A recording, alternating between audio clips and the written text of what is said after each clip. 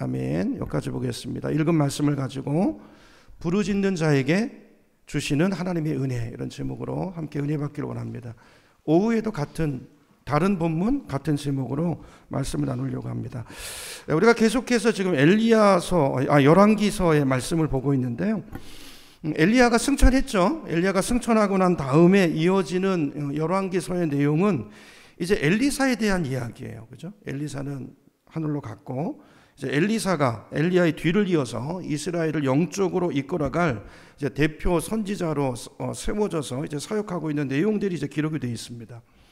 엘리사는 우리가 이제 지난번에 살펴본 것처럼 이제 엘리야가 떠난 뒤에 그가 남아서 그가 감당해야 될 사명이 얼마나 무겁고 엄중한 사역인가를 그는 잘 알았기 때문에 엘리야에게 끝까지 매달렸었죠. 그죠? 그러면서 당신에게 있었던 그 영감의 갑절의 영감을 내게 달라고 엘리야를 붙잡고 그에게 간구했습니다.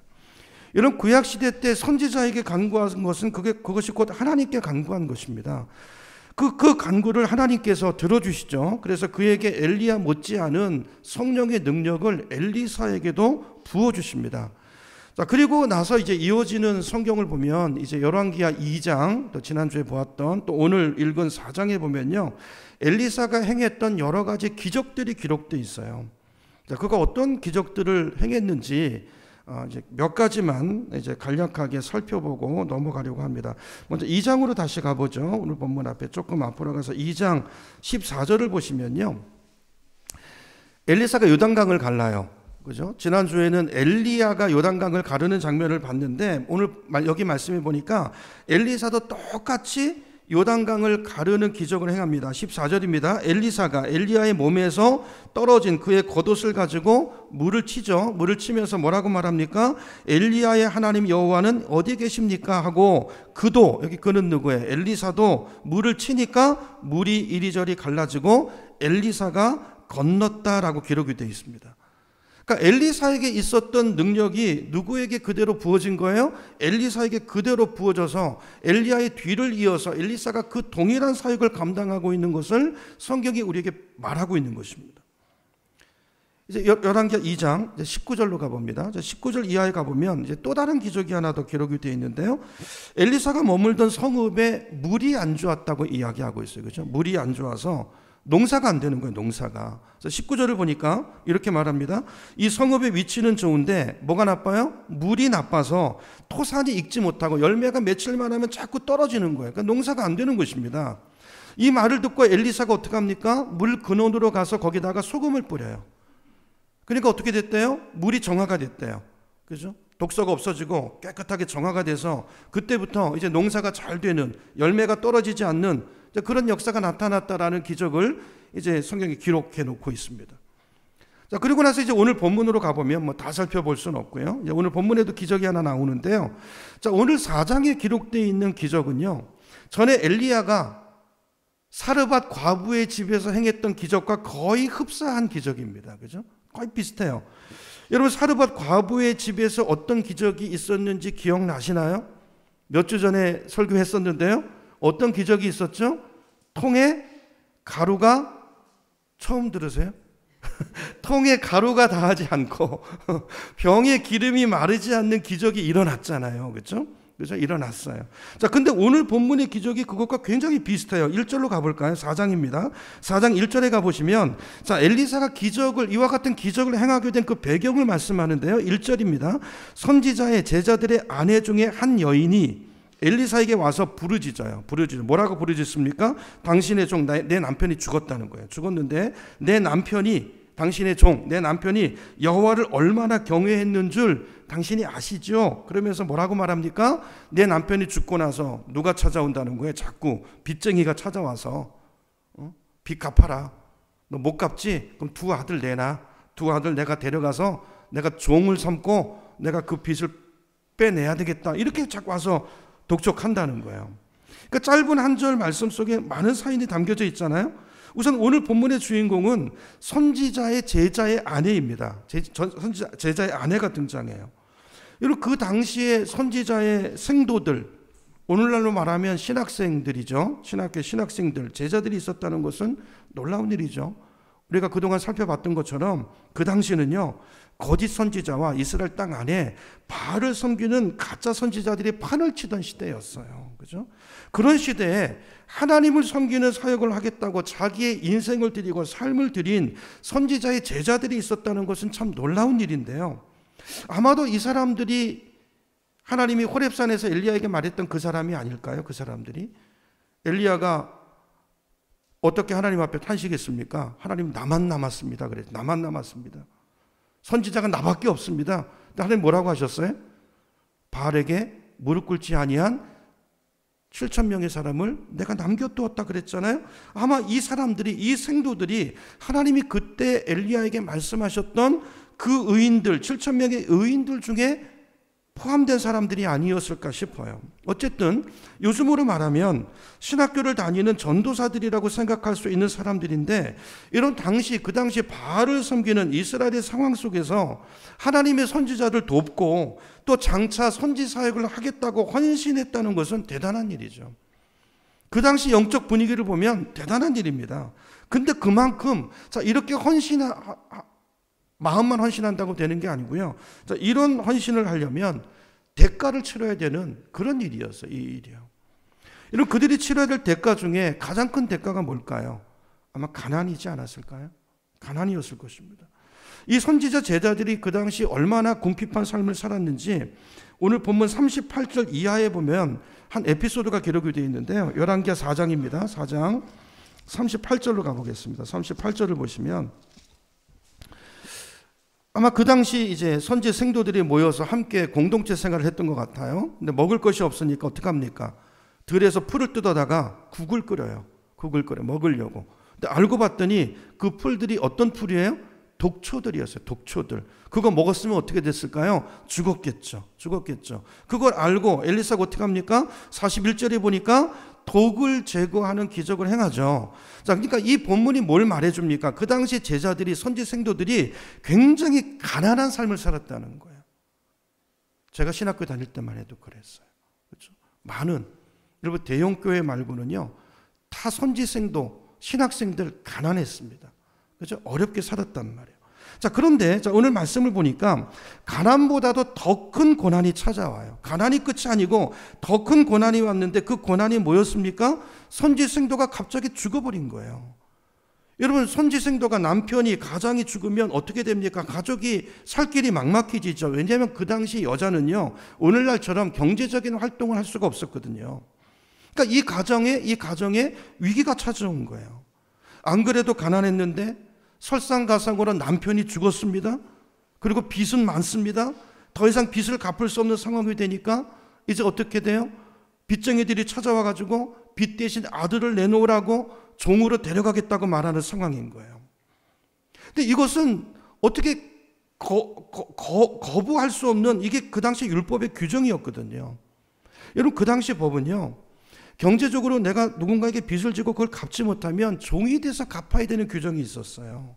근데 거긴 조건이 있었죠. 우리 성경을 한번 보겠습니다. 출애굽기 21장 2절을 보시면요. 스크린 보여주세요.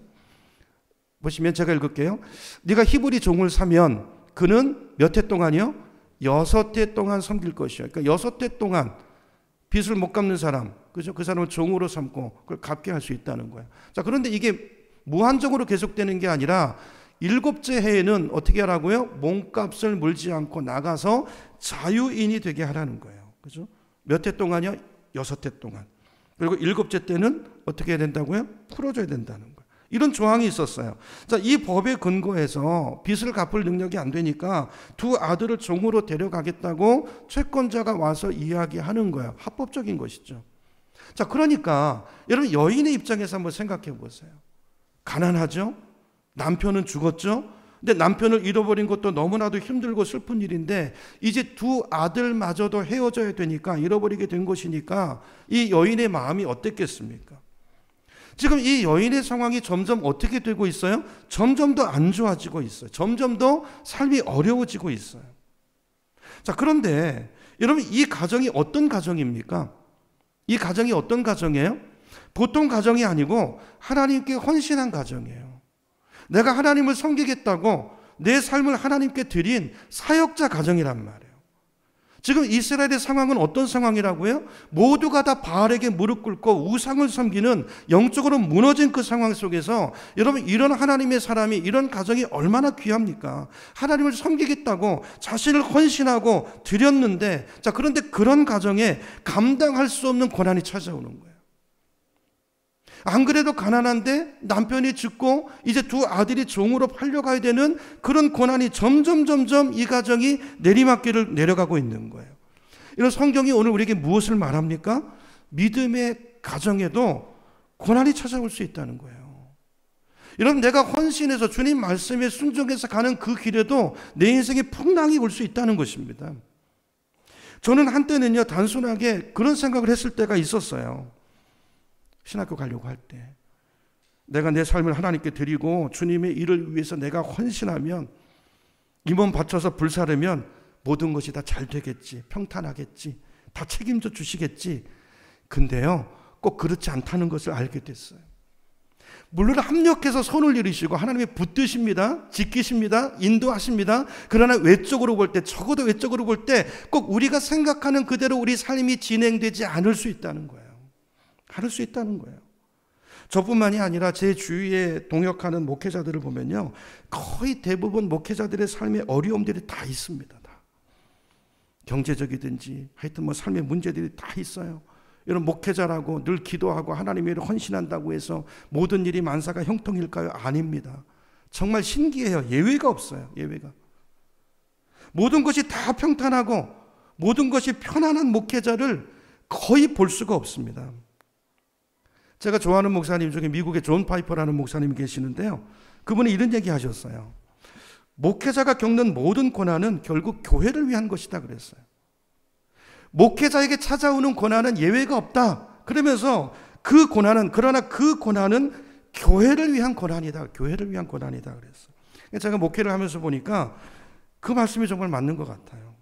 이런 고난은요, 우리 성도님들도 마찬가지지만 특별히 목회자들은요, 고난을 통해서 깨어지고요, 고난을 통해서 겸손해지고요, 고난을 통해서 하나님을 더 깊이 알아가고요, 고난을 통해서 하나님을 의지하는 사람이 된다는 것을 제가 목회하면서 깨달았어요. 그렇기 때문에 우리가 부인할 수 없는 진리가 뭐냐면요, 고난은 우리로 하여금 더 깊은 영성을 갖도록 만들어준다는 거예요. 하나님을 더 깊이 알아가도록 우리를 세우는 것이 역설적으로 고난이라는 것입니다. 고난이 클수록 더 큰 하나님을 만날 수 있다는 거예요. 그렇기 때문에 여러분, 목회자뿐만 아니라 우리 모두가 겪는 고난은 하나님의 영광을 위한 것이고요, 하나님의 나라를 위한 고난이라는 것을 믿으시기 바랍니다. 나를 더 성숙시키시고 내 믿음을 키워내시기 위한 하나님의 섭리가 있는, 하나님의 보호가 있는, 하나님의 사랑이 있는, 목적이 있는 고난이라는 거예요. 목회자뿐만이 아니고, 그렇죠? 근데 사실 우리는 고난을 좋아하지 않죠. 우리는 우리 삶이 점점 더 좋아지기를 원하지, 오늘보다 내일이 더 나아지고 더 편안해지고 안락해지고 부유해지고 이런 삶을 기대하죠. 당연하죠. 그죠? 어제보다 오늘이, 오늘보다 내일이 더 좋은 인생을 원하지 않는 사람이 누가 있겠습니까? 자, 그런데 우리의 이런 기대와는 다르게 실제 우리의 삶을 보면 그 반대 방향으로 갈 때가 많이 있다라는 거예요. 점점 좋아지는 게 아니라 더 안 좋아지고, 점점 더 힘들어지고, 문제가 더 복잡해지고. 오늘 본문에 나오는 여인의 삶이 그랬어요. 여러분, 이 여인뿐만이 아니라 성경을 읽어보시면 그런 예들이 너무나 많이 기록되어 있습니다. 그 대표적인 예 중에 한 사람이 요셉의 인생이지 않습니까? 여러분, 요셉이 17살 때까지는요, 아주 편안하게 집안에서 사랑을 독차지하면서 살았어요. 편애를 받았잖아요. 자, 근데 그가 꿈을 꾸면서, 요셉이 꿈을 꾸고 싶어서 꿨습니까? 하나님 꿈을 주셨잖아요. 근데 꿈을 주신 다음부터 요셉의 인생이요, 자기 기대대로 가지 않습니다. 그죠? 요셉의 삶은요, 점점 더 나빠지기 시작해요. 형들이 요셉을 막 미워하더니 죽이려고 합니다. 근데 죽지는 않았지만 어떻게 됩니까? 결국 애굽의 노예로 팔려가게 돼요. 아니, 곱게 자랐던 아이가, 사랑만 받고 엄마 치마폭에서 자랐던 아이가 한순간 이국 땅의 먼 나라의 노예가 돼버린 거예요. 그래서 보디발의 집에 일하면서 아마 요셉은 그렇게 생각했을 거예요. 내 인생이 왜 이렇게 가지? 이게 내 인생의 바닥인가? 요셉이 그런 생각했겠죠? 아니요. 근데 그게 바닥이 아니었어요. 더 바닥이 있었어요. 요셉이 나름대로 하나님 앞에서 그래도 내가 노예로 있지만 하나님 앞에서 정직하게 살고 진실하게 살려고 그렇게 부단히 애를 썼는데 어떻게 됩니까? 미세스 보디발 그의 그 여인으로 인해서 감옥에 들어가게 돼. 감옥에 갇히게 됩니다. 그래서 요셉은 그 청년의 때를 인생의 가장 황금기를요 감옥에서 죄수로 보내고요 노예로서의 삶을 살아가요. 인간적으로 볼 때 점점 더 나빠지는, 점점 더 소망이 없어지는, 희망이 없어지는, 나락으로 떨어지는 것 같은 그런 인생으로 들어가더라는 거예요. 나중에 룻기에서 우리가 보겠지만 여러분 나오미 아십니까? 나오미라는 여인의 인생도 똑같았어요. 여러분 오늘 예배 나오신 여러분의 인생은 지금 어떠신가요? 여러분 점점 더 좋아지고 있으십니까? 아니면 오히려 점점 더 고난이 더 심해지는 분들이 있으십니까? 여러분 오늘 본문에 나오는 말씀에 나오는 선지자 생도의 아내는요 점점 더 삶이 어려워지는 이제는 더 이상 나빠질래야 나빠질 수도 없는 인생의 바닥을 경험하게 됩니다. 근데 중요한 것은요 중요한 것은 이때 그런 상황에 있을 때 우리가 무엇을 하느냐가 중요한 것입니다. 그때 우리가 무엇을 하느냐 거기에 따라서 우리의 삶이 결정이 되는데 자 오늘 이 여인을 보세요. 이 여인은 그 인생의 바닥에서 어떻게 합니까? 하나님을 찾아요. 하나님. 여러분 이게 중요한 것입니다. 선지자를 찾아갑니다. 4장 1절을 다시 보세요. 4장 1절로 가보시면 선지자의 제자들의 아내 중에 한 여인이 누구에게요? 엘리사에게 부르짖어 이르되 여기 이 여인이 엘리사에게 부르짖었다는 말은요 어떤 부탁을 했다는 말이 아니에요. 가서 울부짖었단 말이에요. 그 앞에 무릎을 꿇고 구약시대는요 선지자가 하나님이었거든요. 그렇죠? 하나님을 대리하는 하나님을 대표하는 사람이었거든요. 그 앞에 가서 간절히 엎드렸다는 거예요. 간절히. 여러분 이 여인이 엘리사에게 부르짖은 것은요 곧 하나님께 부르짖은 것입니다. 하나님께. 여인은 오늘 성경이 무엇을 말합니까? 여인은 삶에 고난이 오고 위기가 오고 더 이상 살 소망이 없을 때 다른 데 찾아가지 않았다는 거예요. 다른 거 구하지 않았다는 거예요. 주님 앞에 나와서 주님을 기대하고 그 앞에 간구했다는 것입니다. 여러분 이게 중요한 거예요. 오늘 성경이 우리에게 이걸 말씀하고 있는 거예요. 여러분 고난이 왔을 때 여러분 기도하십니까? 하나님 앞에 나오십니까? 하나님 앞에 간구가 되십니까? 여러분 이게 은혜임을 믿으시기 바랍니다. 이게 왜 은혜냐면요 여러분 인생의 위기를 만났다고 해서 모두가 하나님을 찾는 거 아니에요. 여러분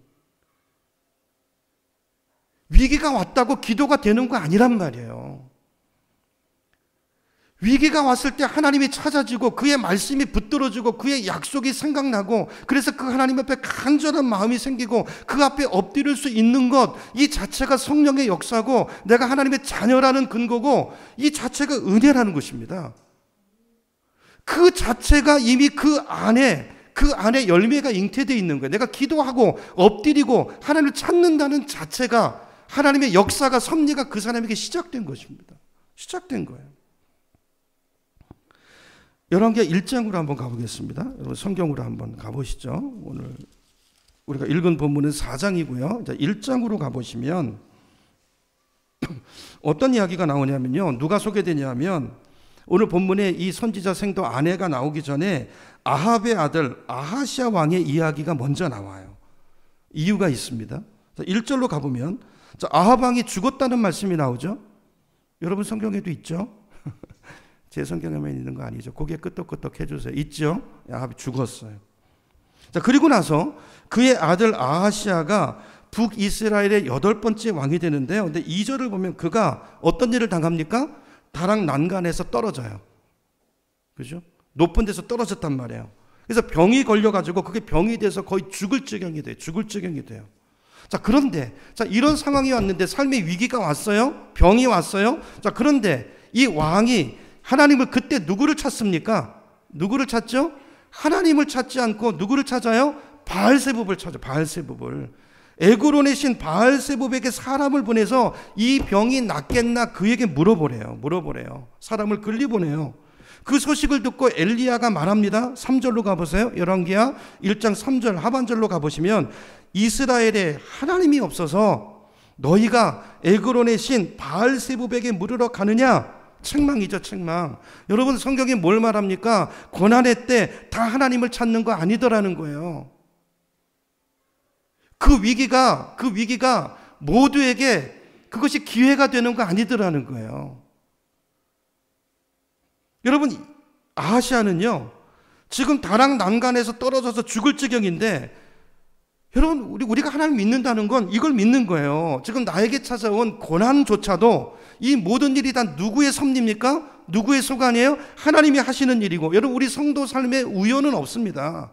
이것조차도 하나님이 하시는 일이고, 내 생명이 주님 손에 달려 있는데, 아니 근데 하나님의 사람이 그때 하나님이 아니라 우상을 찾아요?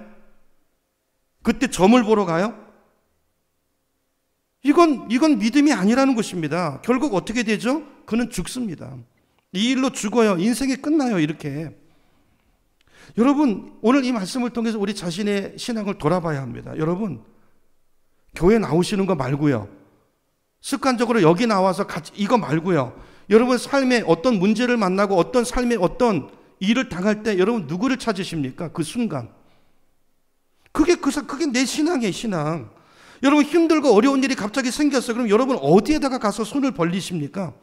여러분 마음에 슬픔이 오고 두려움이 찾아왔을 때 여러분 어디에 가서 진정한 위로를 얻으십니까? 우리가 찾아야 할 곳은 하나님인 줄로 믿으시기 바랍니다.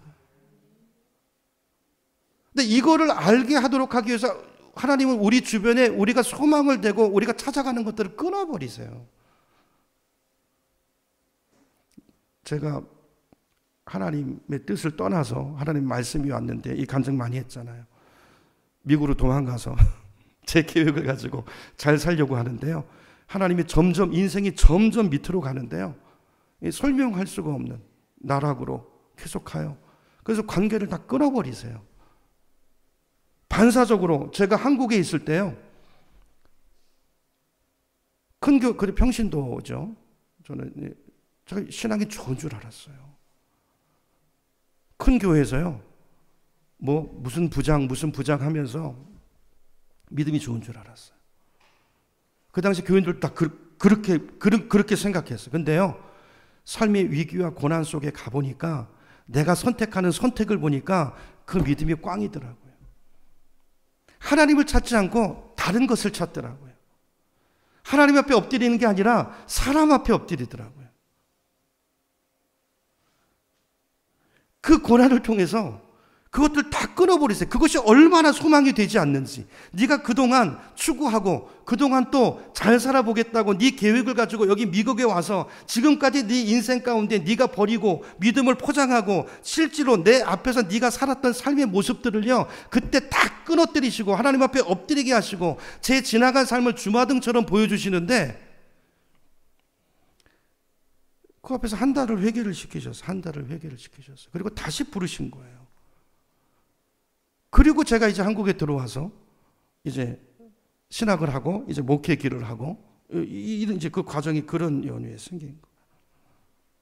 여러분 정말 잘 생각해 보셔야 돼요. 여러분 무엇을 찾으십니까? 하나님을 찾으십니까? 오늘 본문에 과부가 어려움을 당했는데 여러분 인생이 별거 아닙니다. 있으면 얼마나 더 있고 없으면 얼마나 더 있겠어요. 그것이 우리 인생을 결정하지 않아요. 더더군다나 우리 영생과 진짜 우리 그 영원한 생명, 영적인 일을 그것은 결정하지 못해요. 오늘 본문의 과부가 잘한 게 뭐죠? 고난이 왔지만 엘리사에게 찾아가서 하나님 앞에 엎드려서 간절하게 부르짖은 거예요. 그러면 된 거예요. 그러면 이 사람의 인생은 이제 잘 갈 거예요. 주님 은혜 안에서.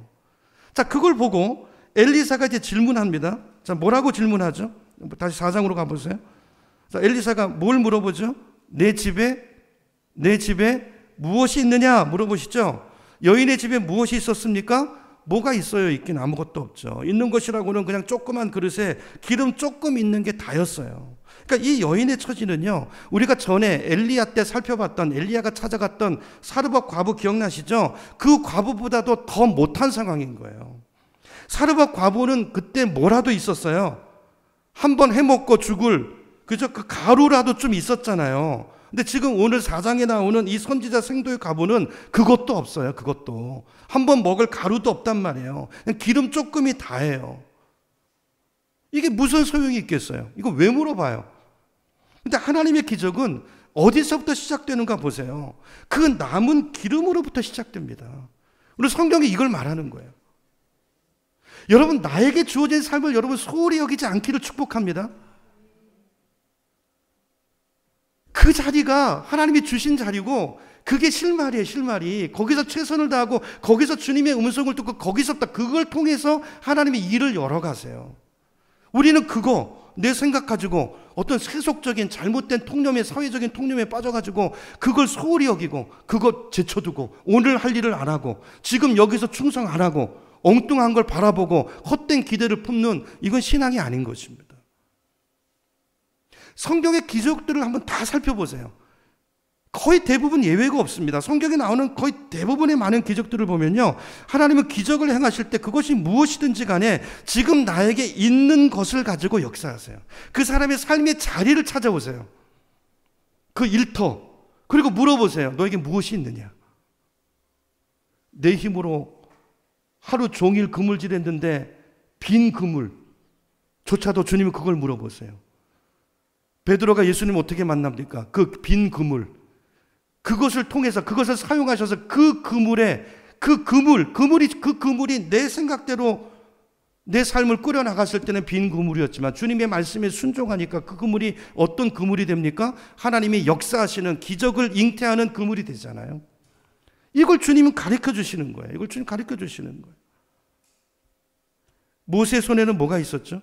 지팡이가 있었죠. 여러분, 지팡이는 그냥 나무 막대기에 불과한 것입니다. 거기에 무슨 능력이 있는 거 아니에요.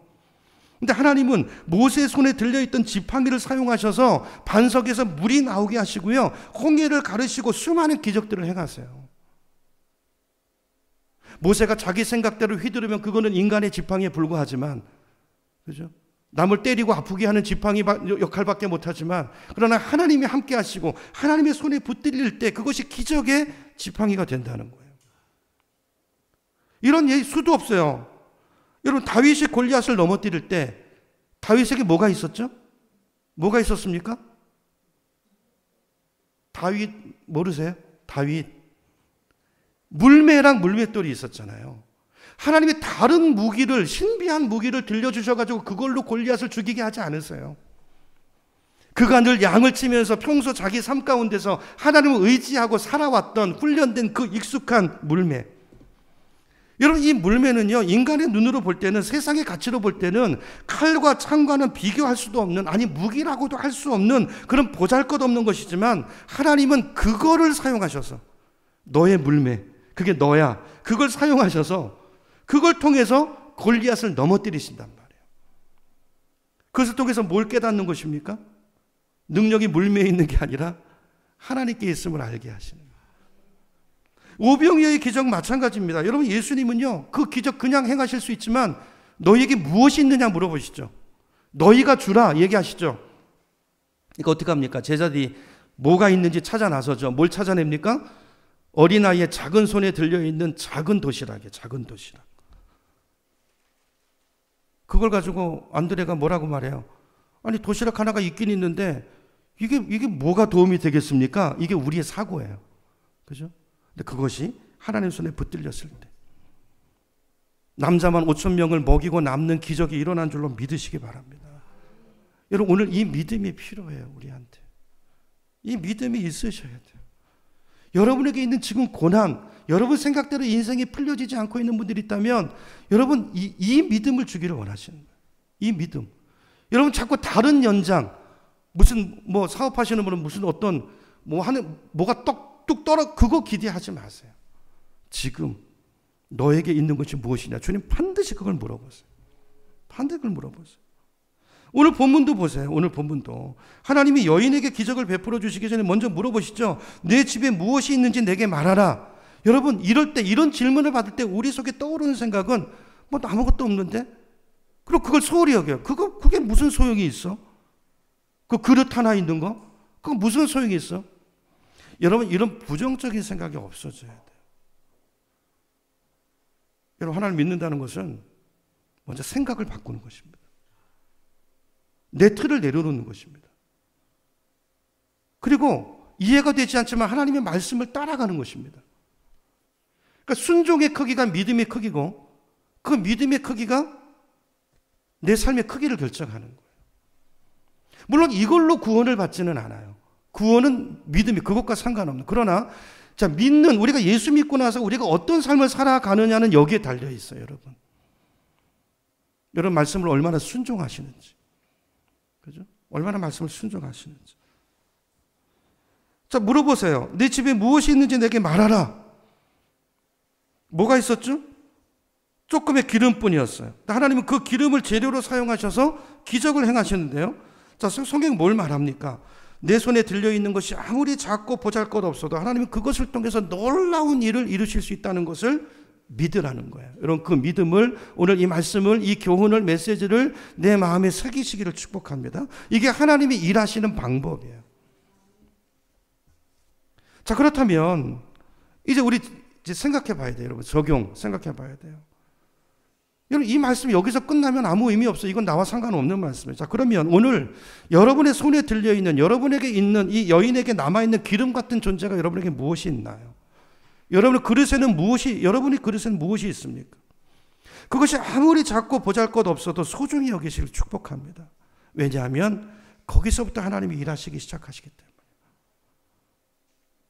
그걸 보잘것없이 여기고 그걸 소중히 여기지 않고 주어질 삶을 최선하지 않았다면 회개부터 하셔야 돼요. 회개. 그걸 소중히 여기고, 그죠? 그 자리가 하나님을 예배하는 자리가 되고 하나님 앞에 신실하게 그 일을 감당하면 거기서부터 하나님 일하기 시작하세요. 자, 3절로 가보시면 엘리사가 자, 과부의 집에 기름 한 그릇 외에는 아무것도 없다는 말씀을 듣고 어떤 이야기를 하죠? 자, 밖에 나가서 모든 이웃들에게 가서 자, 너에게 있는 건 뭐야? 그거야? 그러면 나가서 이웃들에게 그릇을 빌려오라. 자, 보세요. 자, 이 말씀 그릇을 빌려오라 얘기하시는데요. 근데 엘리사는요, 왜 그릇을 빌려와야 하는지, 그거 가지고 뭐 하려고 하는지 이유를 설명해 줍니까? 안 해줍니까? 안 해줍니다. 여러분 과부도 그걸 물어보지 않아요. 그냥 순종해요. 여러분 이게 중요해요. 여러분 이것이 기적이 일어나는 현장의 공통점입니다. 공통점. 성경을 한번 연구해 보세요. 기적은 언제 일어날까요? 이해되지 않아도 하나님이 말씀하셨으니까 그 말씀에 순종할 때요. 왜냐하면 그게 믿음이거든요. 여러분 이해가 되고 납득이 돼서 하는 거는 그걸 믿음이라고 하지 않습니다. 설득이라고 하지. 그죠? 자, 예를 몇 가지 들어볼게요. 자, 하나님께서 아브라함에게 독자를 주셨어요. 그래 놓고 그 독자 이삭을 나한테 드리래요. 드리는데 어떻게 드리라고 해요? 번제로 바치래요. 번제로. 여러분 이해가 됩니까? 아들을 바치래요. 하나님 앞에. 근데 아브라함은요, 놀라운 게요. 아니 그 말을 순종해요. 그 말을 순종해요. 그리고 드리러 가는데요, 말이 떨어지기가 무섭게 갑니다. 짐을 싸가지고 아들을 데리고 갑니다. 가는데요, 왜 아들을 드리려고 합니까? 질문도 안 해요. 질문도. 성경 한번 찾아볼까요? 창세기 22장으로 한번 가보겠습니다. 창세기 22장. 찾기 어려우신 분들은 스크린 보세요. 찾으실 수 있는 분은 찾으시기를 축복합니다. 창세기 22장 2절을 보시면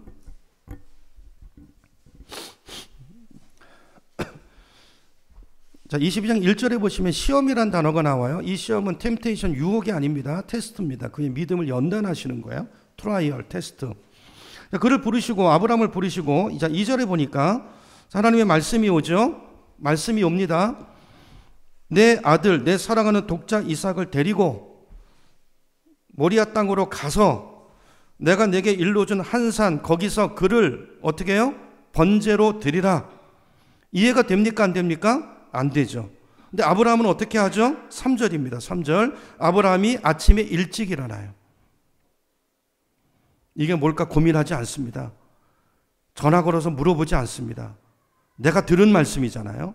아내랑 상의하지 않습니다. 그죠? 그리고 일찍 일어나 나귀의 안장을 지우고 두 종과 그의 아들 이삭을 데리고 번제에 쓸 나무를 쪼개어 가지고 자 보세요 하는 것들을. 그 번제를 드릴 준비를 해서 가는 거예요. 떠나 하나님이 자기에게 일러주신 것으로 가요. 즉시 순종하죠. 근데 뭐가 없어요? 질문이 없어요. 질문이 없습니다. 근데 5절로 가보세요. 5절에 가보시면 아브라함이 종들에게 하는 말이 있어요. 자, 여기 말에서 아브라함의 믿음이 드러나요. 자, 5절 아브라함이 종들에게 이르되 너희는 나귀와 함께 여기서 기다리라. 내가 누구와 함께? 아이가 누굽니까? 아이가 뭐예요? 제물이죠. 제물, 번제물. 하나님 드리라고 바치라고 한 아이죠. 그러니까요, 아브라함은 실제적으로 제사를 안 드렸지만 그러나 그의 영으로 그의 마음으로는 이미 아들을 바친 거예요. 맞죠? 자, 내가 아이와 함께 거기 가서 예배하고, 우리말 예배라고 되어 있는데 제사, 번제를 드리고 누가 돌아온다고 말합니까? 그 다음에 보니까 내가 해요? 우리가 해요? 우리죠. 그럼 우리는 누구와 누구예요? 나와 독자 아들과 함께 돌아오리라. 여러분, 이걸 성경은 믿음이라고 말합니다. 이걸 성경은 믿음이라고 말해요. 여러분, 이 아브라함의 믿음은 뭐 전에도 설교를 했고 지금 뭐 이걸 다 풀어서 설명할 시간은 없고요. 자, 이렇게 했을 때, 순종했을 때, 자, 아브라함이 그냥 믿음의 조상이 된 게 아니고요. 처음부터 이 믿음이 있었던 게 아니고요. 수많은 트라이얼, 시험, 연단과 과정을 통해서 이런 믿음의 사람으로 세워진 거예요. 중요한 것은 여러분의 믿음이 이렇게 성장하고 있습니까? 라는 질문이에요. 이 말은 바꿔 말하면 여러분의 삶에 작은 순종들이 있어 왔습니까? 라는 질문과 같은 말이란 말이에요. 자, 이 순종이 있었을 때 하나님께서 여호와 일의 기적을 주시는 거예요. 여호와 일의 기적은 누가 체험합니까? 아브라함의 믿음, 아브라함의 이 순종이 있는 사람에게 주시는 하나님의 은혜고 축복인 거예요. 이 순종이 없으면 이것도 없어요. 이 은혜도 없어요. 여러분, 여러분의 신앙의 깊이가 어느 정도 깊이인가를 이 시간 점검해 보시기 바랍니다. 하나님이 우리를 달아보실 때, 우리의 믿음을 달아보실 때 여러분의 믿음의 분량이 어느 정도인가를 점검해 보시기 바랍니다. 예를 하나만 더 들어볼게요. 예수님께서 첫 번째 행하신 기적이 어떤 기적이죠? 요한복음 2장에 나오는 가나 혼인잔치에 물을 가지고 포도주로 만든, 그죠? 그 기적이었잖아요. 그죠? 그 사건인데 그 기적도 어떻게 일어납니까? 하인들의 순종을 통해서 일어나요. 요한복음 2장 7절로 가보겠습니다. 신약 성경 한번 더 찾아볼게요. 자, 어르신들은 스크린 보셔도 됩니다. 내가 젊다고 생각하시는 분들은 손을 움직이셔야 돼요. 눈만 움직이시지 말고 앞에 요한복음 2장으로 가셔서요. 7절로 가볼게요. 요한복음 2장 7절을 보시면 예수님께서 뭐라고 말씀하세요? 지금 포도주를 구해와야 되는데 예수님이 하시는 행동은 지금 포도주가 필요하단 말이에요. 근데 예수님이 하시는 행동은 도무지 납득이 안 돼요. 항아리에 물을 채우래요. 그럼 뭐야? 지금 뭐 포도주 담그려고 그래? 포도는 어디 있는데? 질문들이 생기잖아요. 근데 물을 채우라고 하니까 하인들이 어떻게 하죠? 아구까지 물을 채워요. 하실 수 있으시겠어요? 여기까지는 그래도 할만해요. 그죠? 여기까지 할만해요. 자, 그런데 주님께서 그게 끝이 아니고 이제 그 물을 떠서 연회장에게 포도주를 찾잖아요. 연회장이 포도주 갖고 와라. 그래서 지금 이 일을 하고 있는데 포도주 여기 있습니다 하면서 그 물을, 아구까지 채운 물을 떠가지고 그 연회장에게 갖다 주라는 거예요. 다시 물어볼게요. 여러분, 이것도 순종할 수 있으신가요? 이건 진짜 힘든 일이죠. 예수님 말대로 했다가 그거 갖다 주면 어떻게 될까요? 귀샤닥이 맞겠죠. 이 종놈의 자식이 이게 지금 연애 망치려고 그러나 죽을도록 맞겠죠. 맞다가 죽을지도 모르죠. 근데 하인들은 어떻게 합니까? 그대로 순종합니다. 놀랍지 않나요? 근데 왜 이렇게 했을까? 근거가 5절로 가보세요. 요한복음 2장 5절에 가보니까 마리아가 하인들에게 당부하는 말이 나와요. 그렇죠? 뭐라고 말합니까? 이르되 너희에게, 예수가 너희에게 무슨 말을 하든지 어떻게 하라? 어떻게 하라? 그대로 하라. 그대로 하라. 아멘. 기적은 언제 일어납니까? 이해가 되지 않아도 주님 말씀이니까, 말씀이 그렇다면 그런 줄 알고 그대로 순종했을 때 기적은 일어나는 줄 믿으시기 바랍니다. 이게 믿음이에요. 믿음. 성경이 말하는 믿음이에요. 우리가 그동안 엘리야를 살펴봤었잖아요. 엘리야의 믿음. 엘리야의 믿음이 뭐였어? 우리가 매주마다 불렀던 찬송, 말씀 앞에서 기록된 말씀에 자신의 운명을 걸고 기록된 말씀에 자신의 생명을 거는 믿음이었단 말이에요. 그죠? 그 믿음이 엘리사에게 전수됐고, 그죠? 그 땅 안에 이 과부의 여인에게도 그 믿음이 있었던 거예요. 오늘 이 여인도 마찬가지예요. 다시 본문으로 가서, 자, 주변에 있는 이웃들에게 가서 엘리사가 그릇들을 빌려오라고 말해요. 이해가 됩니까? 그릇은 왜 빌려오래? 그릇. 지금 곡식도 없고 온 나라가 기근이 먹을 게 하나도 없는데. 근데 여인은 순종해요. 그리고 집에 있는 그 기름을요, 그 빌려온 그릇들에다가 다 붓기 시작하는데 어떤 일이 일어납니까? 이게 부어도 계속 나오는 거예요. 부어도 계속 나와요. 언제까지 나오죠? 6절입니다. 4장 6절로 가보시면 언제까지 나와요? 빌려온 그릇에 기름이 다 채워질 때까지. 그리고 나니까 빌려온 그릇이 이제 없어요. 빈 그릇이 없단 말이에요. 거기 기름이 다 채워지니까 기름이 곧 그쳤더라 이렇게 말씀하고 있어요. 여러분 오늘 성경을 잘 보세요. 오늘 성경이 우리에게 뭘 말하는 걸까요? 아까 3절에 보니까 엘리사가 그릇을 빌려오라고 말하면서 뭐라고 힌트를 줬어요? 조금 빌리지 말고 그랬죠. 그죠? 그리고 빌려온 그릇에 기름이 다 찼을 때 기름이 그쳤단 말이에요. 성경은 오늘 뭘 말하고 싶은 거예요? 순종한 만큼, 순종의 크기만큼, 그릇이 준비된 만큼 거기에 기적이 채워졌다는 거예요. 하나님 우리에게 주시길 원하시는 기적은요, 한도가 없습니다. 한도가. 근데 그것을 담을 수 있는 그릇이 뭐예요? 그게 내 믿음의 그릇이고 그것이 내 순종의 그릇이라는 거예요. 내가 순종하는 만큼, 내가 그 말씀을 믿는 만큼 하나님은 우리 모두의 믿음을 채우고도 남는 전능하신 하나님이시라는 거예요. 그 하나님 앞에 너희가 어떤 태도와 어떤 자세를 가져야 되겠느냐, 그 기록된 말씀 앞에, 말씀이 하나님인데 어떤 반응을 보여야 될 것이냐, 그걸 하나님이 오늘 우리에게 도전하고 있는 것입니다. 자, 오늘 본문이 말하는 핵심 진리가 뭘까요? 많은 분들은 그저 이제 이 결론에만 저기 해가지고 그릇을 많이 채워야지. 여러분 이거는 핵심이 아니에요. 핵심이 아니에요. 여러분 오늘 본문의 핵심은요, 하나님은 환난 당한 자의 간구, 그들의 부르심을 외면하지 않으신다는 거예요. 응답하신다는 거예요. 그렇죠? 그리고 하나님은 주기를 원하시고 준비도 돼 있으세요.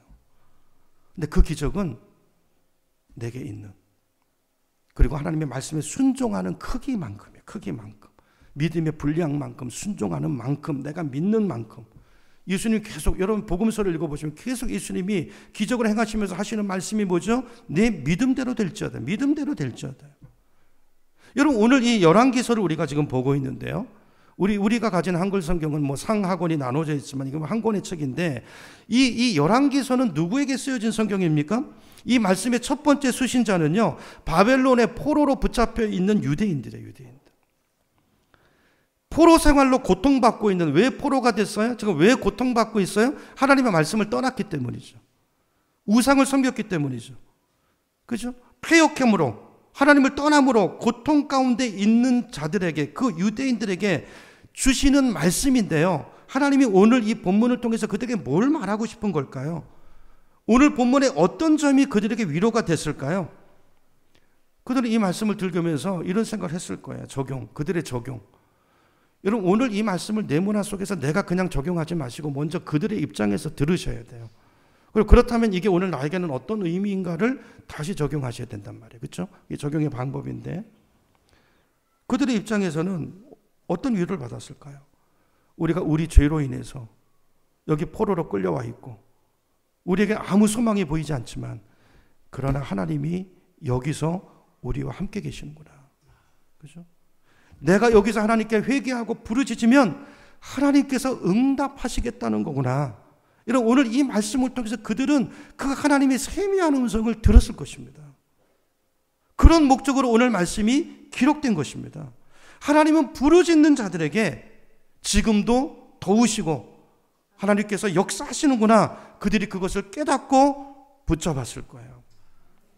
예레미야서 33장 3절에 보면 하나님께서 바벨론의 포로로 끌려간 유대인들에게 이렇게 말씀하십니다. 너는, 오후에 볼 말씀인데요, 너는 내게 부르짖으라 그랬어. 너는 누구에게요? 누구에게가 중요해요. 누구에게? 내게 부르짖으라. 아까 1장에 아하시아는 누구에게 갔습니까? 누구에게 사람을 보냈습니까? 바알세부한테. 내게 부르짖으라. 내가 누구인가를 알라.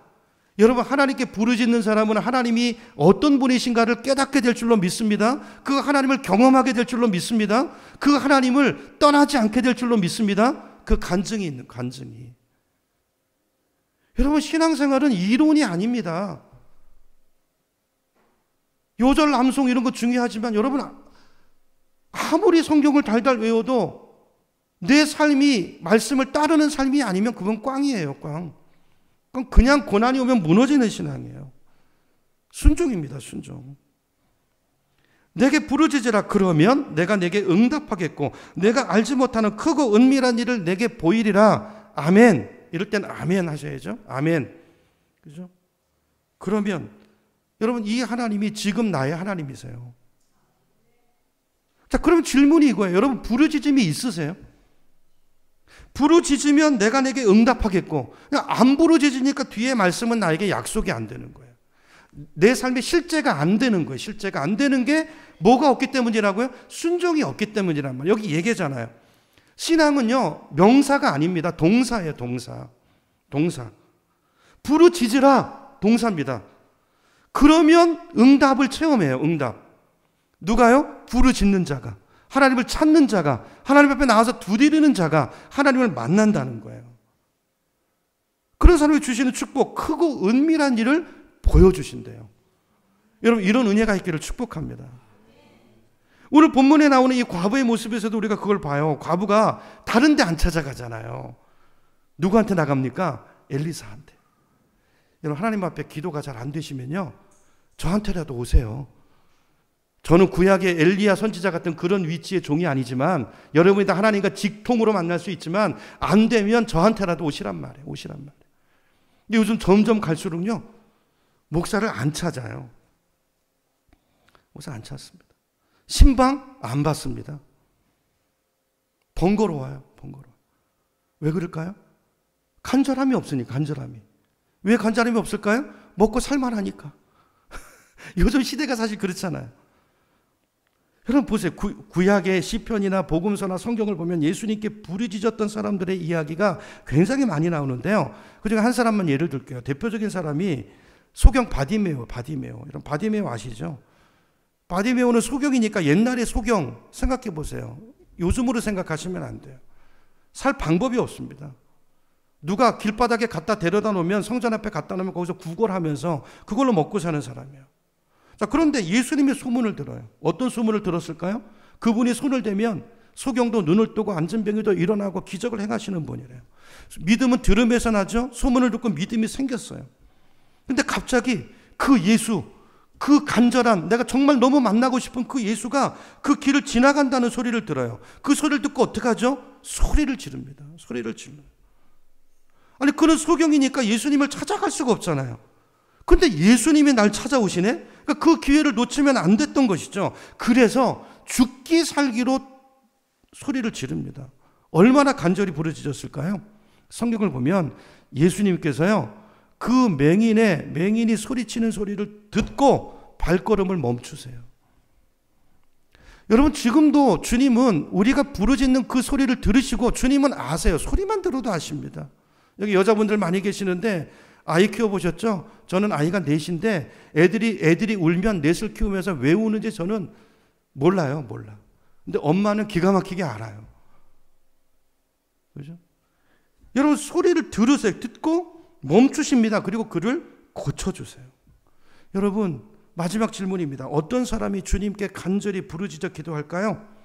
모든 것이 평탄하고 형통한 사람이 부르짖을까요? 내 힘으로 잘 살 수 있다고 생각하는 사람이 주님께 부르짖을까요? 안 그러겠죠. 오늘 선지자 생도처럼 살 길이 없는 사람. 바디메오처럼 오직 주님만이 나를 고칠 수 있다고 믿는 사람. 중병에 걸린 사람. 그러나 중병에 걸렸다고 다 찾지 않습니다. 그 믿음이 있는 사람. 주님이 나를 도와주시지 않으면, 주님의 은혜가 지금 나에게 오지 않으면 나는 살 수 없다라고 생각하는 그 사람이 주님 앞에 부르짖는 거예요. 그런 의미에서 볼 때 이제 결론입니다. 우리의 삶에 찾아온 연약함과 부족함과 결핍은요, 그래서 은혜인 것입니다. 저도 이 은혜를 만나고 인생이 바뀌었어요. 그래서 하나님은 저를 광야로 몰아가셨어요. 저한테는 광야가 미국입니다. 저는 미국 가기 싫어요. 생각만 해도 아주 그냥 이게 막 올라와요. 너무 힘들었어요. 그리고 애들이랑 아내한테 면목이 너무 없어. 내가 철저히 부서지고 무너진 곳이 거기에. 내 수치가 드러난 곳이. 내 진면목이 드러난 곳이에요. 화장빨이 다 지워진 곳이에요. 여러분, 근데 지금 생각해보니까 그게 은혜예요. 나에게 그 자리가 없었다면 내가 지금 어떻게 했을까, 뭐 하고 있을까 생각하면 끔찍해요. 그것 때문에 한 달을 부르짖어. 한 달을. 거기서 한 달을 카페트 바닥에 엎드려서 한 달을 눈물 콧물로 길이 없어요. 사방이 막혔어요. 오늘 여러분 중에 나에게는 부족함과 연약함과 결핍 때문에 힘드신 분이 있습니까? 마음이 힘듭니까? 그게 은혜임을 믿으시기 바랍니다. 중요한 것은 그 결핍을 가지고 주님 앞에 나와서 부르짖는 거예요. 여러분, 그 결핍은, 여러분 삶의 그 문제는 하나님이 여러분을 부르시는 것입니다. 복을 주시려고, 여러분의 믿음을 세우시려고, 여러분을 어디에다 내놓아도 자랑스러운 나의 자녀로 높이시려고, 나는 오늘 나에게 주시는 고난이라는 거예요. 여러분, 오늘 본문의 선지자 생도의 아내, 그런 인생의 바닥이었습니다. 그러나 그가 하나님께 부르짖자 하나님께서 그를 건지세요. 그죠? 그리고 빚을 다 갚게 하시고. 딱 그만큼 주셨죠. 그만큼. 어쩌면 이게 이 여인이, 우리는 생각할 때, 저는 이제 대학교 때 이걸 보고 좀 그때 분통이 터지도, 아니 왜 그릇을 요만큼 빌려왔어? 좀 더 갖고 오지. 근데 이게 사실은 어쩌면 또 하나님의 축복이고 은혜일 수 있어요. 그죠? 빚 갚고 살아갈 수 있을 만큼 오늘 7절을 보니까, 여러분 너무 많으면, 제가 전에 말씀드렸잖아요. 엘리야 설교할 때. 그거 다 떨어질 때까지 하나님 앞에 안 오잖아. 그러니까 하나님이 독수리 안 보내시고 까마귀 보내시잖아요. 까마귀. 하루에 2번씩. 독수리로 한 번에 왕창 주면은 일주일에 한 번 하늘 볼 거 아니야. 근데 엘리야는 하루에 2번을 봐야 돼. 까마귀 아침에 보고 저녁에 또 오나 안 오나. 여러분, 하나님의 은혜입니다. 하나님 우리를 나보다 정확하게 아십니다. 여러분, 하나님 그분 앞에 여러분 그분을 속이려고 하지 마세요. 저는 속지만 하나님은 안 속으십니다.